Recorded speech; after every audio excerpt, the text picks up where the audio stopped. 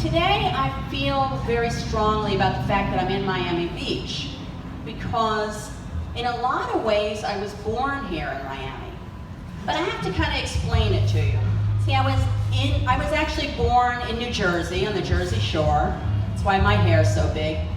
In 1964, I was 10 pounds, 2 ounces. And when I was old enough to know where babies came from, I felt I owed my mother a huge apology. Anyway, things went along okay for a while. I was pretty much born hungry and I proceeded to just eat myself to death, just so I would eat anything. So naturally I was kind of a big girl. My mother called me chubby. The big girls section of Kmart called me husky. Really I was fat. And so I don't know if anyone has experienced this in your life, but when you are fat, other kids want to pick on you. It's just a thing, other kids want to pick on you if you're different at all. So here I was, fat kid in New Jersey, and the leader of a gang, a really rough gang of Puerto Rican kids, all 7-year-olds, but they could totally whoop your tushy, trust me. The leader had this scar on his face, and he was called Louis Scarface. And he came to beat me up. And somehow I pulled this move. I've never done it since then. But I jumped in the air and I landed sitting on his face.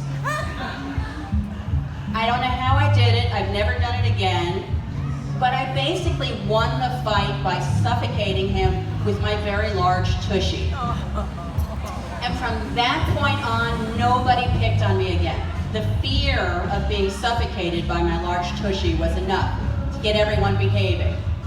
So I was having a good old time. Nobody picked on me. They were afraid of my big tushy. Everything was going great. And I proceeded to become a major league tomboy. Started playing with all the boys. I figured out a way to tape aluminum siding to my feet and ski down the alley, and everything was great. But my mother was a little bit afraid that I was becoming a juvenile delinquent. It's a valid fear, I suppose. So she moved my whole family to a very, very, very wealthy town in New Jersey called Rumson, New Jersey. This is a town where kids, when they were driven to school, were probably driven by their chauffeur. Their mothers drove Cadillacs. I mean, it was very, very posh. Now, my mother drove a Chevy Nova, and my dad drove a Ford pickup truck. And we were dressed head to toe in Kmart blue light specials. Now, I don't know, does anyone know what a Kmart blue light special was? I don't know if they do that anymore. The idea is you would sort of position yourself in the center of Kmart, and the second they would announce it was a blue light special, you would take off for where that was. It'd be like 4 for $1 this or whatever. So our entire outfit was constructed of these blue light specials. So now the kids thought we were pretty wacky. They were right. And they kind of wanted to give me a hard time too. They hadn't heard of my very famous large tushy trick of suffocating people. So I figured maybe I could defend myself with humor. Like if I could make them laugh, that would be the end of them trying to pick on me. And it worked really well. I would just tell them crazy stories about my mother. And if that didn't work, I could always show them my lunch. My mother was sort of doing a kind of a breeding ingenuity thing where every element of my lunch was separate, and the idea was that I would put it together. So instead of a cheese sandwich, there was the piece of cheese, the McDonald's mustard, the piece of bread, the other piece of bread, the piece of lettuce. Now that was maybe bad enough, but the cheese would be what was called a cheese end. I don't know if you guys are in the know and you know what a cheese end is. That's like when the deli guy, he's going like this, he gets to the end of the cheese and he doesn't want to cut it any further because he doesn't want to cut his fingers. So my mother would buy this big slab of cheese and then make horrifying sandwiches out of this cheese. Now, if you actually have a cheese end sandwich, then you know you are not going to be using the bathroom for about a week. Just letting you know. So that was probably bad enough, but every aspect of that sandwich was wrapped in a note. So the bread was, have this bread and know your mother loves you. the cheese boulder was a piece of cheese, more than I had as a child. And the mustard would be like, enjoy this mustard. Children in Auschwitz would have eaten this for a week. So there I am in the 6th grade explaining to my lunchroom what Auschwitz is, what a cheese end is. But you know what, it got me out of a few fights and that was okay. I still had my backup of my giant tushy if I got into trouble. So things went along okay for a couple of years. Then I went to sleep one night and in the morning I woke up and I swear to God it was like Bette Midler was sitting on my chest.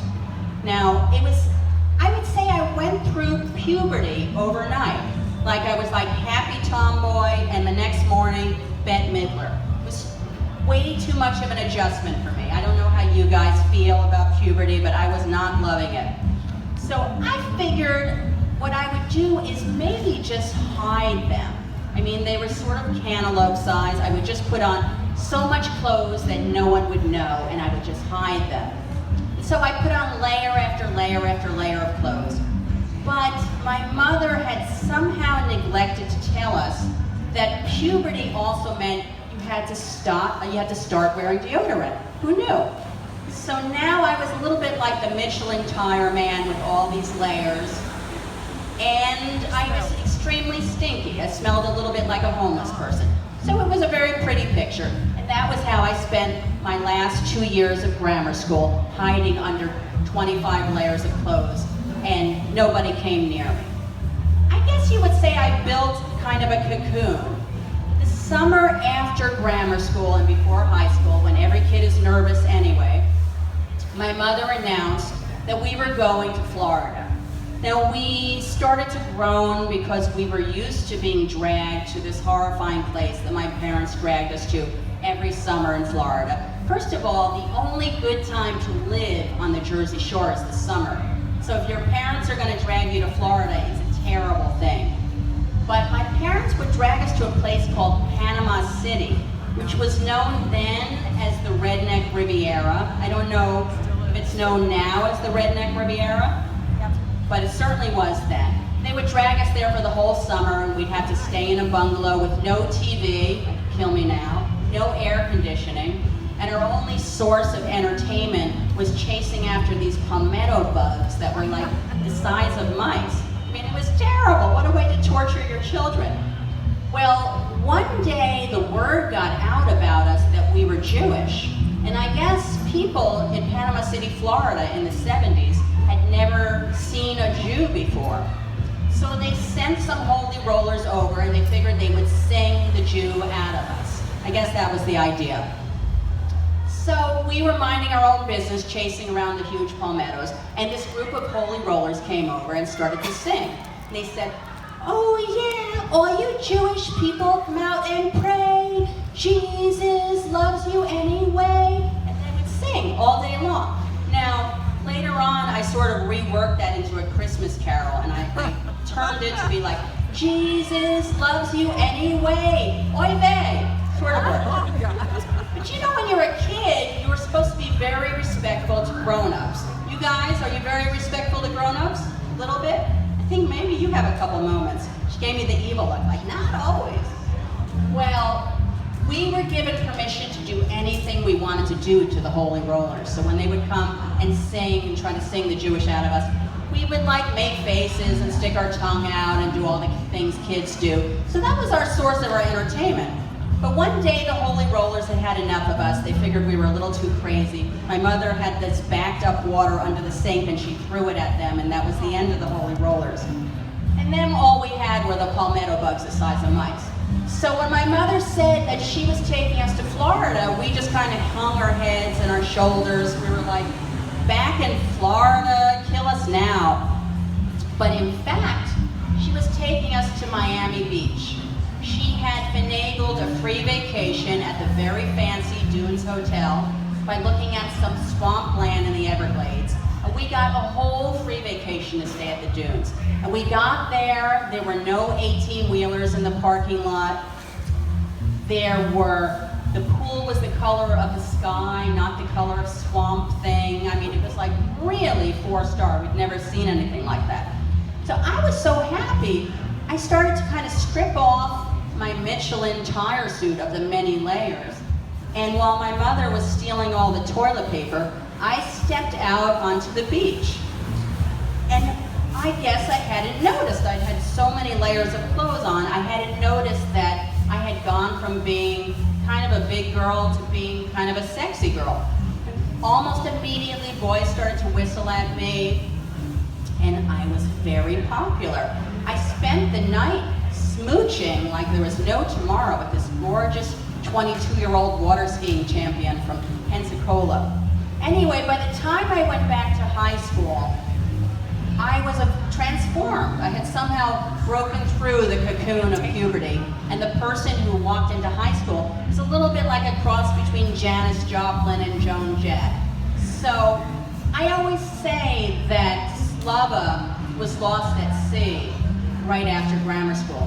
But Rossi, the badass rocker chick who later became a chef, was born in Miami Beach in 1978. And so for that, I'm so happy to be here, because in a lot of ways I was born here. Now, it wasn't like it was all sunshine and roses, because now that I was a badass rocker chick, I still had to live with my religious 1952 valued parents, which led me to quite a few more exploits.